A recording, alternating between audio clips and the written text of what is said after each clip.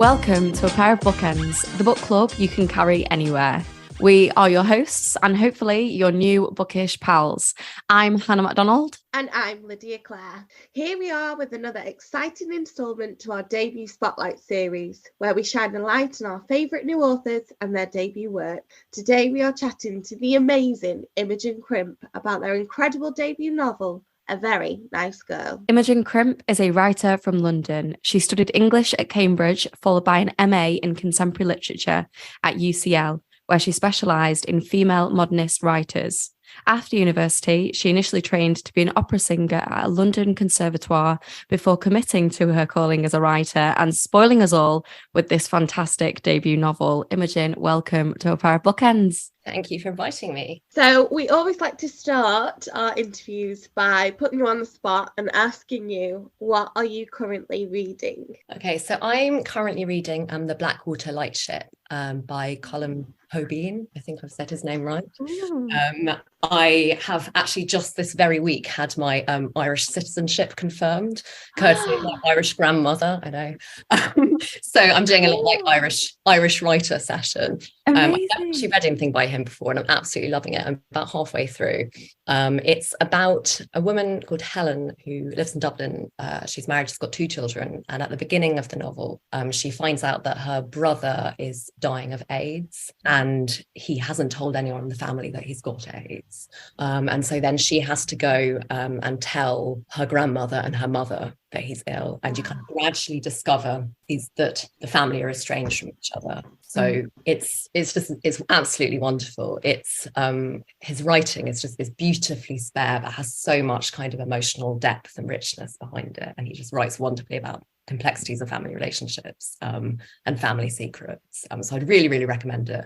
Also recommend the male author, which is not, I don't tend to read that many men, so not like on principle, but like it turns out I don't tend to. So yeah, male Irish writer. Love that. That sounds like catnip for us, doesn't it, Lyd?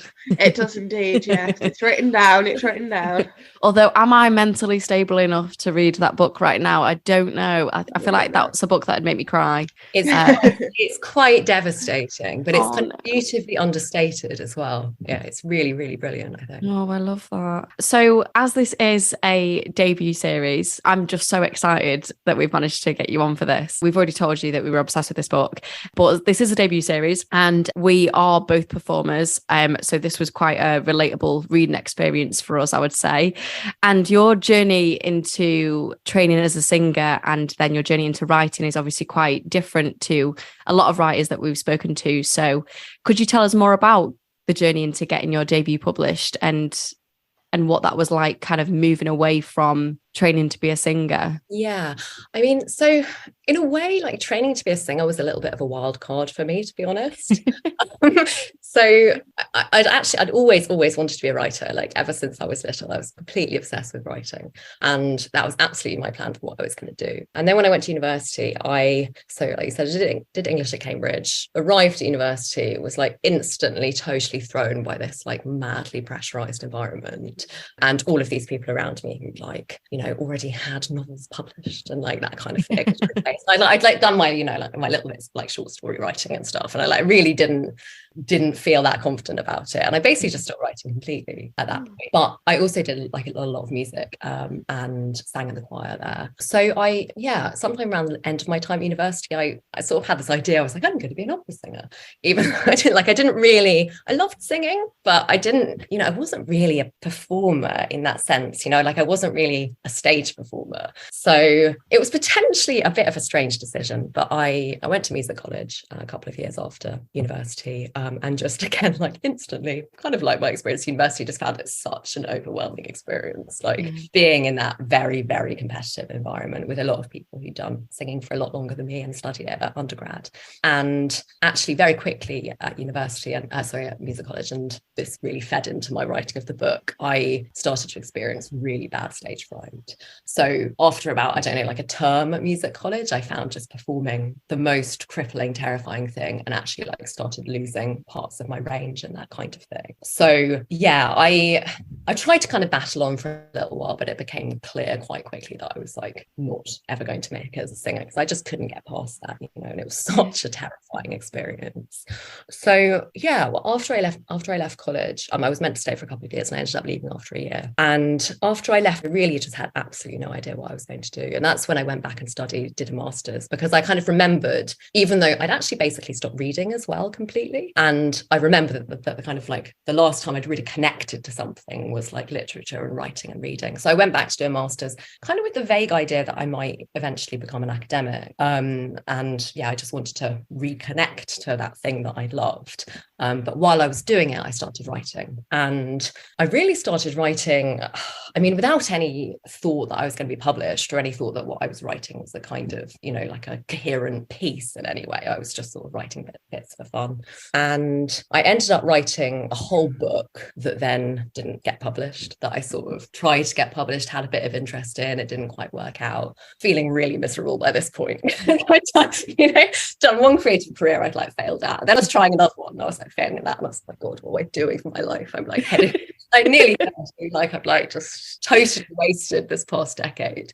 And then I thought, no, I'll give it one more shot. And that's when I started writing this book. And when I wrote it, I was teaching full time in a school, and I decided to like give it a proper real shot. So I applied to do a course at Curtis Brown, who has like a creative writing school. I got onto a 6-month writing course there, and that's where I wrote the majority of the novel. And at the end of that course, my agent Emma Finn, we were allowed to kind of make general submissions to Curtis Brown and C&W, which is the agency that I'm with now. And she approached me and said that she wanted to work on the rest of the book with me. So yeah, and then I kind of finished it over the next few months. And once I had the final draft, we actually ended up submitting it to publishers really very quickly, you know, within a few weeks. And yeah, got quite an immediate response. So it was strange. It went from like, you know, years and years of absolutely nothing happening to suddenly like everything happening at once, which is very exciting. It was 2 weeks before lockdown that this happened, the first lockdown. Wow. It was totally like surreal, bizarre experience. Goodness, that's amazing. I think it's quite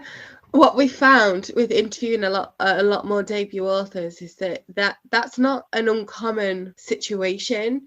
To have kind of years out in the desert, kind of just writing for yourself and writing as much as you can, and even writing, like you said, a full novel and not going anywhere, and yet somehow it's about the not giving up of the situation and perseverance, which I found fascinating, because you know, it's very hard. I mean, as actors, me and Hannah know it's very hard to keep going after the no's. Yeah. So but it's totally worth it. And I mean, the thing about writing is that, like, I think, and I actually think this is where I think having a musical background has kind of been quite helpful for me, because, you know, you guys will know as actors, like, the rejection when you're a performer is constant. I mean, there was a time in my early 20s where I was getting like 5 rejection emails a week, you know, like, every single thing you did, it was like, nope. And you just have to learn to have such a thick skin. But I also, like, I think that something else that you learn from performing and from music is that you really have to practice to be good at something. And I think that writing, it's kind of easy to think that because you can write sentences, then you can write a novel. And actually, those years that you spend trying to write and failing to write, what you're doing is teaching yourself how to write. It's not, you know, it's not a process that just comes naturally, I don't think, to most people. I'd be very jealous of people if that is something that comes naturally to them, but certainly to me, it's something like those are the type of people we can just hate. It's fine. What I wanted to ask about was the origins of the title of the novel. The novel is A Very Nice Girl. I think it perfectly sums up the feeling of the book, but could you tell us a little bit more about it? Yeah, sure. So the title of the novel comes from Jean Rhys's Voyage in the Dark, a novel written in 1934, which is actually what the book is very loosely based on. So when I started writing the book, I actually was trying to write a quite kind of straight, like modern version of it. And then as I carried on writing it, I moved very far away from that. But the kind of basic concept of the book is the same as her book. And so the phrase "a very nice girl" comes from a quotation that I use as the epigraph, which is where it's like a female character in the book reporting something that a man has said to her. And this man has basically said that it's more so that things are more expensive than people. So it's cheaper to get a girl than it is to get the things that you need to buy for a girl. And the woman gets very, very angry with him. And he's like, no, it's true. Think about it. You know, you can get a very nice girl for £5. You can even get a very nice girl for nothing if you know how to go about it. But you can't get her clothes for nothing. And then this woman has to accept that he's right. This is actually true. The reason I chose that quotation was, I think it really summarized some of the ideas that I was trying to explore in the book about this idea of like money and how money kind of plays into your worth. So in that quotation, the term kind of niceness, rather than being about like our kind of conception of niceness, means sort of attractiveness. So like you can buy a sort of attractive girl for nothing. But I also liked all of the like different resonances of the word nice in the book. So both that idea of kind of attractiveness, so whether or not you're kind of attractive enough to attract somebody to you. But also I thought it was really apt for my character, who spends basically the entire book trying to sort of second guess what this male character, Max, what he wants from her, the sort of person that she wants to be, and then twisting herself or presenting herself in that light to him. And I really wanted to explore that idea of sort of female niceness, that we're kind of socialized to present ourselves in a particular way, to make everybody around us feel comfortable, to fulfill other people's expectations of us. And, you know, I think in my title, I meant there to be a certain irony there, because obviously that's not really niceness. Like, who are we being nice to by doing that? Yeah. Like, totally not ourselves. And it's not a sort of productive or genuine way to be, but it is that kind of classic conception of a woman, that we're always sort of amenable and trying to make everyone else feel comfortable rather than ourselves.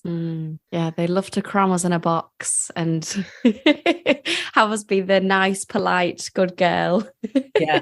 Keep your mouth shut and look pretty. No, I also really loved the title, and just what you were touching on there about the themes of money in the book and how that plays into worth. I thought, you know, there was a great exploration of money and of power and desire and how those things sort of like interlink in the book. I especially liked Anna's first interaction with Max. I felt like that particularly stood out to me, as it sort of sets the precedent in the book for something that is so like unsettling yet like intoxicating about their dynamic. What did you want to highlight in that first interaction with Anna and Max about the way that men approach women, and I suppose how power dynamics sort of impact male-female relationships? You mean in the very first scene of the book? Yeah. Well, I think that firstly, I wanted to highlight the way that Anna, throughout that first interaction, is constantly second guessing what Max is expecting her to say to him. So rather than kind of answering him in a way that's genuine, she is thinking about presenting herself in a particular in the way that he's going to like. So I had quite a lot of fun in that first section with I actually cut a lot of it because it was very self-indulgent in my first run.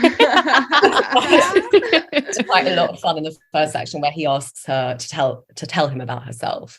And then there's this kind of interior monologue where she runs through like all of the things about her life that she's not going to tell him, because she knows that they're not the sort of things that he's going to find attractive in her, or the sorts of things that's going to make her into the sort of woman that he wants to be with. So, for example, the things about her kind of quite seedy living situation that she thinks that he's just not going to be at all impressed by. So, from that perspective, for her, I wanted to highlight that idea of being like really self-conscious and really kind of performing to somebody, not presenting a version of yourself that's genuine, but presenting a version of yourself that you think is like the character of this woman who's going to be the sort of woman that this sort of man wants. And for him, well, interesting question. I think that the first thing that, in terms of power, I think the way that Max is powerful, particularly in the beginning of the book, is by being withholding. And so I think I wanted to explore that in that opening interaction, that even though Max is kind of leading the conversation, he doesn't really give anything about himself away at all, which is a way of exerting power. It's by making yourself into somebody who's mysterious and unknowable. But I also wanted him to be quite kind of presumptuous. So there are a couple of moments in the opening, like there's a moment right at the very beginning where he sort of puts his hand on the back of Anna's chair and turns her around so that he can point out his office block to her. And yeah, I liked that moment because I just thought I could see so many, the sort of thing that so many men have done like to me in the past, like that kind of just slight intrusion of physical boundaries in a way that's like, it's not sexual, like it's not, yeah, but it's still kind of intrusive because it's exerting power in a way that's quite kind of subtle and presumptuous. But also at the end of the chapter, he kind of assumes that she's just going to accept his invitation to dinner. Yeah, so there's kind of no sense from him that she perhaps has her own agency or her own thoughts on the situation that might be different to his. I did feel a bit attacked when you were talking about the internal monologue that we have when we meet a man and we go, no, can't talk about that. No, that's not going to appeal to them. No. I feel like we've all had that internal monologue, like when, I mean, I'm in a very happy relationship now, so that's great, but definitely when I was dating, it was like, oh yeah, can't give away this information, can't. And you know, I was scared to reveal that I was an actor because I felt like that was like the make or break, which is just crazy. And I think you definitely see that in this book, especially when she brings Max to the party and he's just not impressed at all by all these performers speaking about their experiences. And he's just kind of, she wants him to be charming. She says she wants him to be charming in the way that she knows he can be, but he's just not giving that away. And I think that's definitely like him exerting his power. It's just amazing, how you explored that. I loved it. Absolutely. I feel like as well, talking about like not wanting to reveal like your chosen career, we see in this novel that there are so many different opinions on Anna's chosen creative career. Like everyone's got something to say. I mean, this rings quite true. What? What? Particularly like Max's viewpoint, and what I love is that he never outwardly says you've chosen the wrong career path. That there is never a point where he says that, but every single thing he says somehow makes her feel like that, which I thought was so clever. And also that position is kind of juxtaposed with Max's ambition and ultimately his sort of like hatred of his own position and job and career. What did you want to convey about these careers or about careers through these kind of opposite experiences? I think that, well, one thing that I was really interested in exploring and something that I was thinking about a lot at the time because of, my own experiences and feeling like I'd failed at 2 creative careers by this point, was like the value of art in society and like the interplay between money and art. So I think with Anna, I was thinking about what it meant or whether it was possible to be creatively free in a world where you need to earn money and where somebody like Max has done the kind of grown-up thing, in going into the job that means he can earn a good living, which is what we're sort of all expected to do in our society. We're all expected to be able to say that we've achieved financially and that's seen as success. So I think with Max's character, that's the thing that he's struggling with. He's gone into the career that means he can earn money, but he feels totally personally unfulfilled. And he knows that the thing that he's doing is shallow. And it doesn't really mean anything. And I kind of, with that interaction between them, I wanted there to be some hint of jealousy as well. The idea that Max is actually jealous that Anna is doing something that means that she's going to express herself, that's kind of personally fulfilling, and that money is quite a good tool for criticizing somebody who's doing that. And this is something that I could see, within my own friendship group. It's a divisions start coming around this age where there are people who've done a type of job where they're like suddenly doing really, really really well, and they're like buying property and they're going on lovely holidays. And then then there are the people who are like trying to make it and are still really struggling, but they have this thing of like they're doing something they find fulfilling, and it's which of those is the kind of better thing to do. But in terms of the thing about money and art, yeah, I think something I was really interested in was when Max starts giving Anna money, which I hope is not too much of a spoiler, but when Max, he still kind of is paying for everything and is sort of managing to live that lifestyle through her relationship with him, like that has a knock-on effect on the art that she's creating. So I think what I was thinking about was, if you start taking somebody's money, then how does that affect what you're doing? How does that affect your creative freedom? When I was writing the novel, I was talking about it to somebody who sent me this cartoon I found quite funny, which was of this woman painting a picture, and there's a kind of man in the background, and she's saying to him, I need your money to create my art. And then her picture is a drawing of the man with like devil horns and stuff. Yeah, I thought that was quite funny, but quite apt. I love that. Yeah, you definitely see like a direct correlation in the book between him giving her money and her starting to sort of lose all confidence in her abilities. It's like, his exertion of power is ultimately taking away hers. And yeah, you definitely see that play out. I'm so obsessed with this book. I love it so much. And I was thinking this morning, like, Lydia's going to hate me for saying this, but adaptation. Oh, for God's sake. I can see what it's on about. I know when something would make a good adaptation, and if I had any power whatsoever to adapt something myself, this would be a BBC series, because I would love to see this. It's just, so good. I loved it. Also, once again, 2 actors, we're here. Perfect for some Thanks, roles. everyone. Hello. You gotta hustle. So another thing that I loved in the book was that it was set in London, which I thought was really apt for this particular story. So there's a moment near the beginning of the book where Anna speaks about stepping off the train, and she says, "I breathed and the city rushed in." And I was curious what your own relationship to London is like, and why you particularly wanted to set the story in London. So I, unlike Anna, I was actually born in London, so I've spent most of my life here. I absolutely love London. Big London fan. When I started writing the book, I was actually living in Switzerland. So I was kind of writing in a way which maybe sounds weird, because I don't know how positive a lot of the stuff in the book is about London. But I was writing from a sort of position of nostalgia, because I really missed London. I think something about London that's always really struck me is the kind of juxtapositions in the city, between like incredibly rich areas, and particularly areas like the city where Max lives, which is like so sterile, but also luxurious, but also just like slightly like kind of surreal and alienating because empty. And then areas of London that are, much poorer, or that are kind of becoming gentrified. So there's such a wide variety of different places in London. And from that perspective, I found it a really useful city for this book, because Anna is inhabiting so many different worlds in the book. So I really wanted to show that geographically. And again, I don't think it's too much of a spoiler to say that Anna moved several times in the book.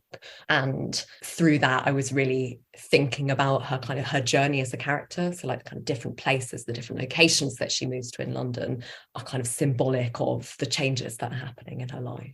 And in that, I was also really influenced by Jean Rhys, because Voyage in the Dark, her character, all of Jean Rhys's characters live in the most awful places. So she writes about these kind of isolated young women who are living in, horrible temporary accommodation with like creepy landlords and stuff, which is kind of where I got the creepy landlords at the beginning of the book. That. But her characters, constantly are getting kicked out and having to move to different places. And she just writes brilliantly about the way that kind of different spaces have like different emotional meanings. And, the idea of like kind of not having a space of your own, like really ties into feelings of kind of alienation and disempowerment. So I wanted to bring some of that to the book as well. Yeah, I think, firstly, I need to read this book. That short as well. Oh, music to my ears.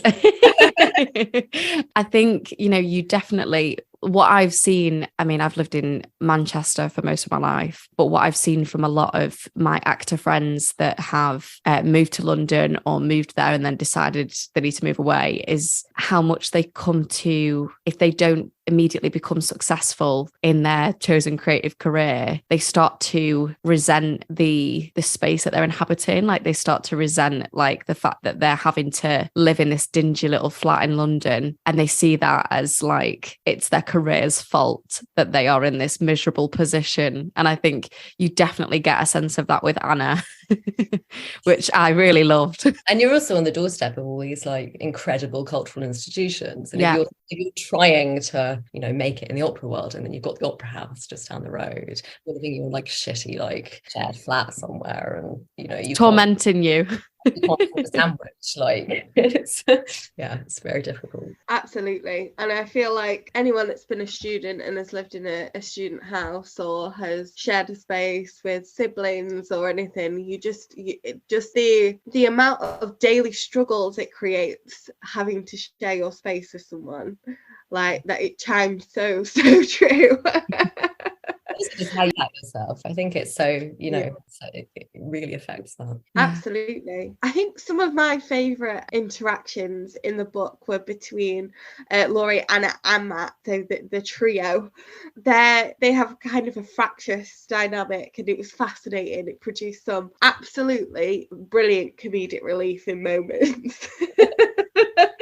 But also alongside revealing a different dimension to all of their personalities. Can you tell us more about how and why these characters interact the way they do? Yeah, so Laurie's character, I suppose, is a kind of foil to Anna. So she has very, very strong principles about how women should behave. They're not always principles that necessarily don't contradict each other, to use double negative, but she has very, very strong ideas about things. So in that way, she's kind of the anti-Anna who lets herself be very swayed and coloured by other people's opinions. So with Laurie, I really wanted her to be the person who kind of dares to say the things that Anna doesn't dare to say. And Max is the sort of man who kind of finds women like that terrifying and kind of unappealing, like, because she doesn't make any effort to change the way that she behaves to kind of fit in with him. So I quite like that idea of him just being sort of totally bamboozled by her. But there is one scene later in the novel where the three of them go for a drink, and in that scene Laurie and Max actually get on really well, and I think and Anna has a kind of feeling of jealousy about it. And I think in that, what I was really trying to show is actually Laurie's kind of lack of self-consciousness and lack of sort of trying to change herself for somebody else actually has quite good results with Max as well. You know, by that point Anna's sort of slightly losing herself and she doesn't really know who she is anymore, whereas Laurie's always very, very clear about who she is and very confident about that. But with Anna watching them together like that, I kind of perhaps wanted that to be a sort of moment of realization perhaps with Anna about the sort of differences between her and Laurie, and, you know, potentially what Anna's doing to herself in her interaction with Max. Lydia, I have a quote. You've not? I do. So Imogen, if you're not familiar with the podcast, we are dead annoying and read quotes of the author's book back to them. So I apologise in advance. But I just thought that I had a quote that was perfect for Lydia's question for our listeners. And it's the moment I was speaking about earlier at the party. Have I joined this conversation at the wrong time? I said. Max was smiling, but I wasn't sure what his smile meant. Oscar was blank and inscrutable, like a chalkboard wiped clean. He was very pale and thin. He didn't have the energy for facial expression. I was telling them about this guy I slept with once, she said. He asked me if it was arousing to put a tampon in. I couldn't stop laughing. Him imagining women all over the country shoving cotton sticks up their cunts in toilet cubicles, overcome with lust. I just love that so much. It's so good. Oh my God. Yeah, I was just totally obsessed with that. So when Lydia said about these moments of comic relief, I was like, I need to get this quote. It was just too good. I don't even know. Is that something that's happened to someone you know? Because I need to know that information. Yeah. Yeah, that is something that's happened to someone I know. Oh no. That Anna then says about she had a boyfriend who asked if you stuck sanitary towels to your body. Yes. Or, like, I can't remember exactly what it says. That is something boyfriend once said to me. We were like, No, I Oh my can't. gosh, that's actually hysterical. How do these brains work? Like, They don't. That's the point. I can't cope. So one thing that I really loved and appreciated, if it wasn't already clear, I love the whole book, but there was something that I really appreciated, which was the visceral insight into the mind of Anna as she went through the motions as her character on stage. I just thought it was a beautiful representation of becoming a character. And I mean, we're clearly very biased readers because we are performers, so we were like, this is catnip to us. But how powerful that experience can be, and how it can be so like debilitating but exhilarating in like equal measure. I wanted to know why you wanted to invite that reader into that particular experience of performers. Yeah, I mean, it was so important to me in writing the book. I knew that I absolutely had to find some way of getting across what it actually felt like to perform. And I mean, the reason for that is that for Anna, I mean, performing and singing for Anna it's her vocation, but also in the book it has so many kind of other meanings in terms of, like, I see it as being representative of kind of her agency, so her kind of her being able to express herself. And like, while that is within the performance context, I think that also has resonances throughout the whole book. It's a journey of one young woman kind of finding her voice, as it were. So finding her autonomy, finding her agency. So I really wanted to have those scenes of her, kind of us seeing her actually do that, being able to do that. But how I did that was another question, and one that was quite difficult for me to figure out. And I tried many ways of doing those performance scenes. I mean, initially I tried to do it so that, like, I literally described, because with, you know, when you're performing as a singer, there's just so much stuff going on. Like, you're doing the acting as the character, but then you're also, you know, obviously singing the music, and you're doing things physically with the body to produce the sound. And I experimented initially with kind of trying to do it more technically, so like describing sort of what it actually felt like to sing, and then that was just kind of boring.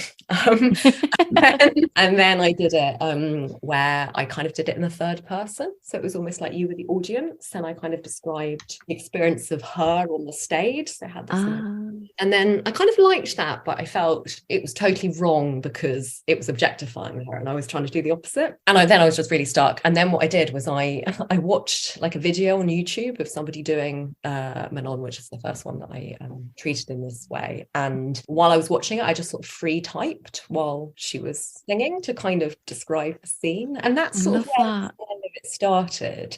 So that's how I kind of came to this like much looser internal way of thinking about it. Yeah, and that kind of stuck. So the way that it currently is simply that it's sort of describing the scene from inside the character's head, but in a kind of much like looser way grammatically than the rest of the book, and it goes into the present tense as well, so to give a sense of that like immediacy of performance. But the other reason why it was really important to me to do that, and it's interesting because it seems so obvious now looking at it, but these stories that I've chosen are all in some way related to what's actually happening in Anna's life. So both Manon and Bohème, which are the two big operas that she does, are about young female characters who are living kind of like bohemian lives, who have the choice at certain points in the operas to kind of leave behind that life to go off with richer men.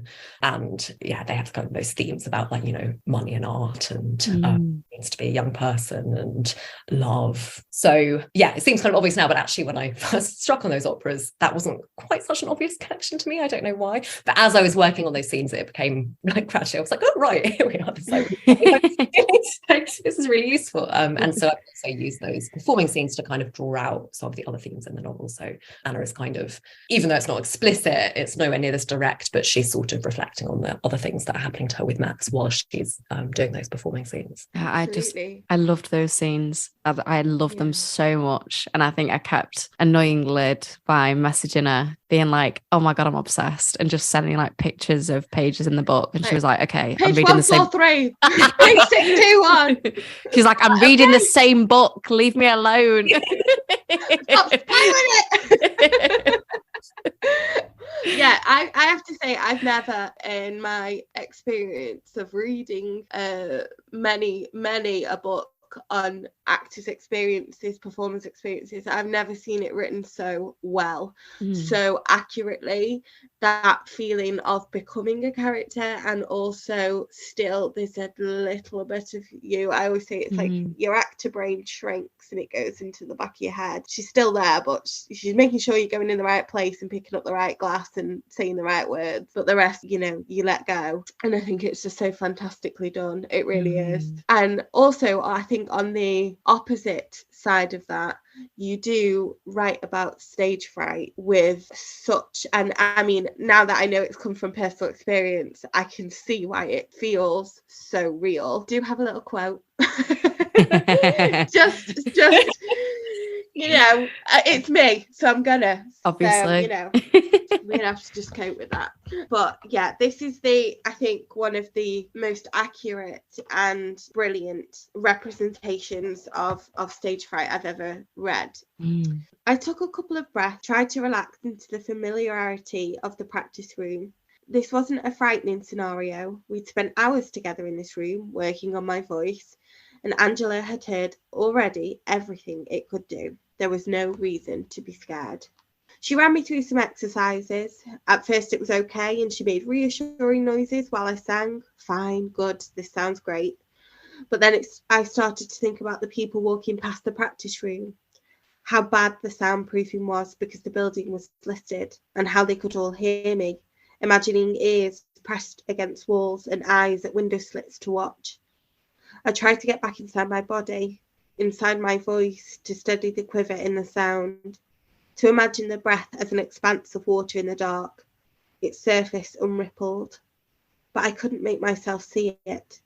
Instead, the images that flickered across my eyelids were random, uncontrolled, irrelevant. Spittlefield's market that evening and him saying, "What do you like?" The heart on my stomach still there, it wouldn't wash off.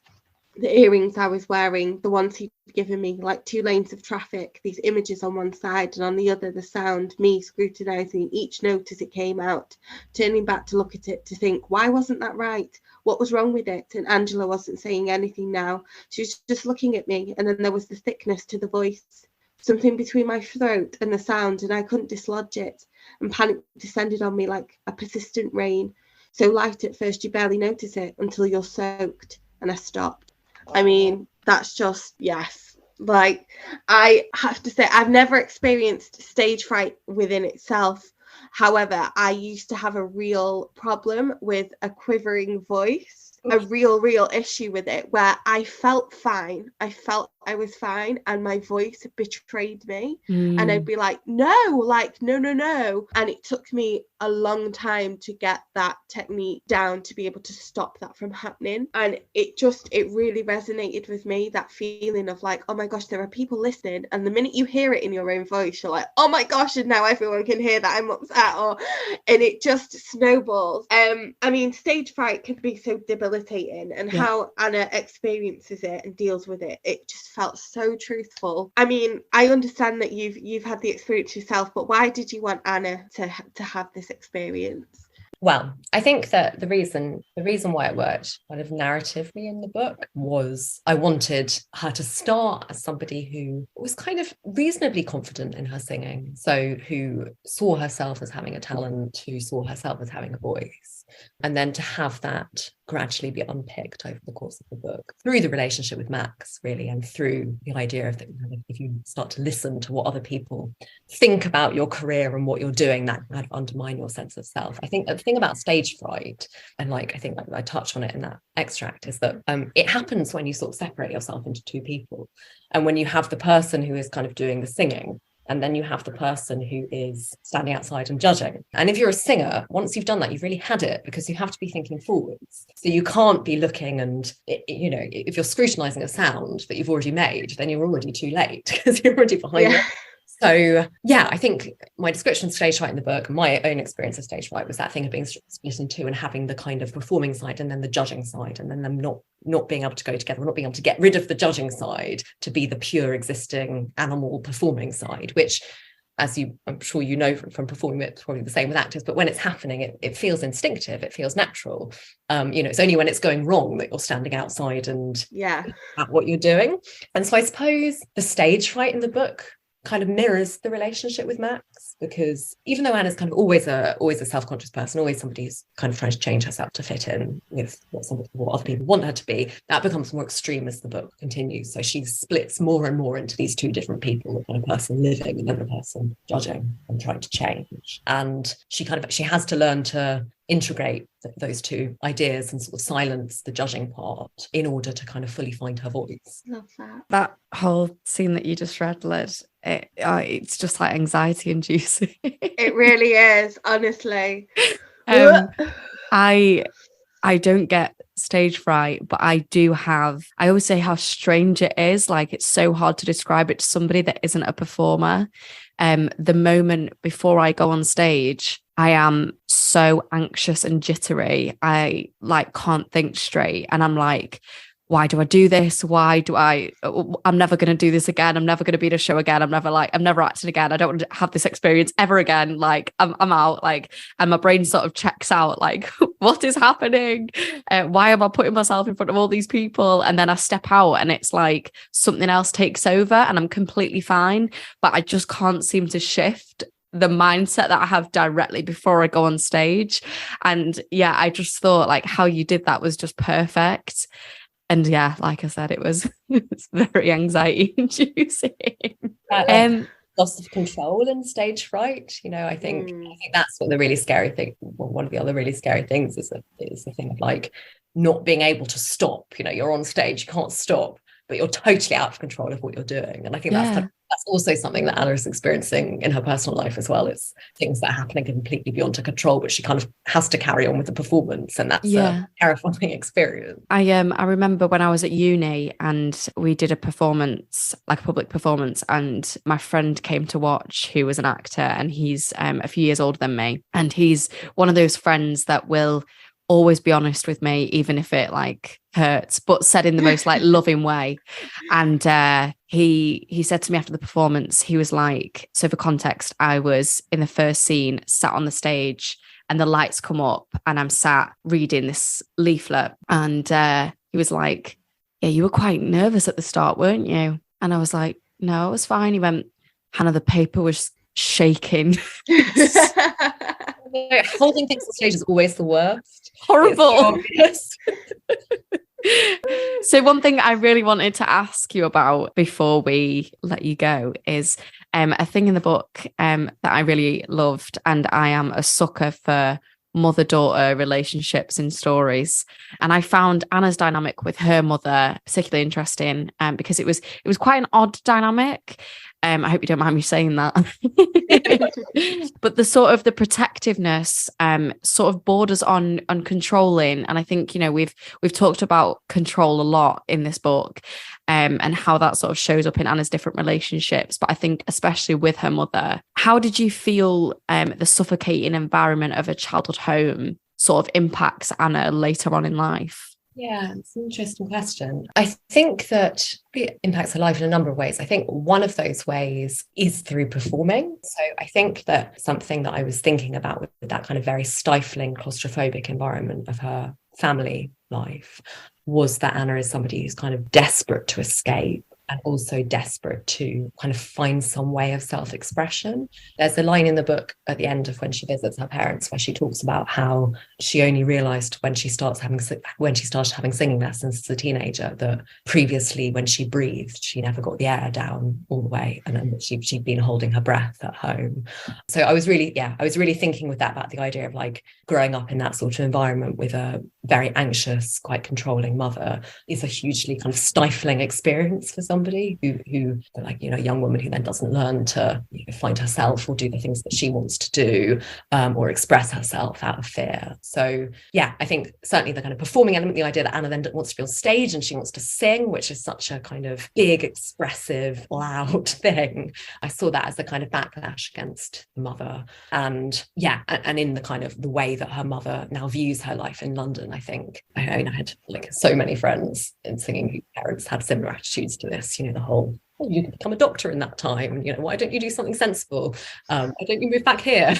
And like in that kind of interaction with her mother, I wanted to sort of show that kind of push-pull between mother and daughter is still present in Anna's adult life, and that kind of singing is the sort of her way of kind of separating herself, I guess, from her mother and from her family life. But then I think in terms of the relationship with Max, I think there's potentially something comforting in Anna in seeking that kind of dynamic. So in seeking another kind of dynamic that borders on controlling, perhaps it's comforting or familiar to her, that potentially even her whole personality trait of kind of trying to mold or change herself to fit other people's expectations is one that's sort of learned in that relationship with her mum. I just love a mother-daughter relationship in a story, because I think how our parents are just hugely impacts us as people. And I think, you can just see the influences that parents have had on a person. And you definitely see that with Anna. And I think you also see like elements of like envy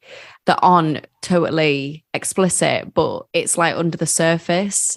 And I think like I experienced that with my own mum. Like she made suggestions when I said I was going to be an actor of like more, what's the word? Jobs that are not like more stable, that's the word I'm looking for. So more like stable jobs. I'd just get like links to like jobs on Indeed.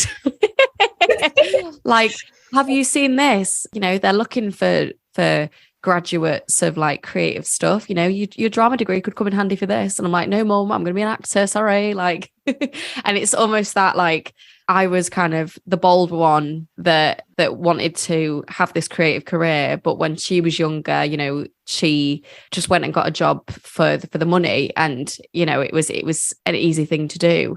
And I think, you definitely get a sense of that same sort of envy with, just in case my mum listens to this, I absolutely love you, Mum. I was going to say she's going to come at you now. This is all said with love, but she'll be nodding along like, yeah, that did happen at one point. But yeah, you definitely get a sense of that envy. And yeah, I just thought it was so well written. I was going to say absolutely. But on the other hand, my mum, who was a very creative person herself and was sort of very artistic and stuff, was like, go on, off you go. Come back when, it fails. But see ya. I love that. So I have just realised that we've hit time, but we cannot let you go yet because you're like, bye, I'm leaving this call right now. But as this is a debut series, we are asking debut authors if they have any recommendations of other debut authors whose books they've enjoyed. So are there any debut authors that you would like our listeners to know of? Yeah, so Nicole Flattery's first novel, Nothing Special, is coming out, I think, in March. It's really great. It's set in Andy Warhol's New York in the 60s. And it's about, I actually didn't know that this was a thing, but he basically wrote this novel of which is just a compilation of tapes of his friends at parties, people talking to each other. And he had 2 high school girls, like high school dropouts, transcribe the tapes, and hours and hours of tapes. And Nicole Flattery basically takes one of those high school girls, May, and writes this from her perspective. So it's essentially about this girl kind of being drawn into this really strange, decadent world and becoming quite obsessed with it through the tapes, but from this outsider perspective. And it's just such a clever take on kind of our modern cult of celebrity and voyeurism, but told in this like wonderful 60s setting. Love that. Me and Hannah are like being very clandestine. We're like, do we say? Yeah. But I think it's okay to say that Nicole will be joining us in a future episode to talk amazing. About Nothing Special. So we're very excited that you've mentioned that, because absolutely we are so excited about featuring that novel too. Thank you so much, Imogen, for joining us today. This has been so amazing. Listeners, A Very Nice Girl is is out in paperback on the 9th of February. So we will put a link to order in the show notes, but you really, really don't want to miss out on this one. I've already seen plenty of hype on the old Instagram about this book when it came out in hardback.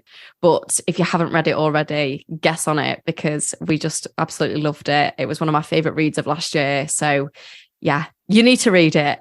And Imogen, you are not on social media, are you? No, I'm afraid. No. Okay, well, fair enough. He would want to be. But yeah, thank you so much. Can we ask, is there anything coming up for you? Can we look forward to any future books, or you're not allowed to talk about those yet? I am writing my second novel at the moment. Gorgeous. Music to my ears. Yes! So for our listeners that have already read your book, you've got that to look forward to. Thank you. But yeah, thank you so much, Imogen. This has been really wonderful. And listeners, please do not forget to rate, review and subscribe, as it helps to boost us in the charts.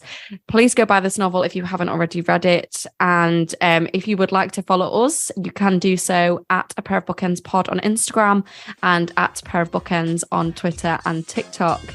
But other than that, thank you so much, Imogen, for joining us. Thank you, listeners, for listening. Goodbye. Goodbye.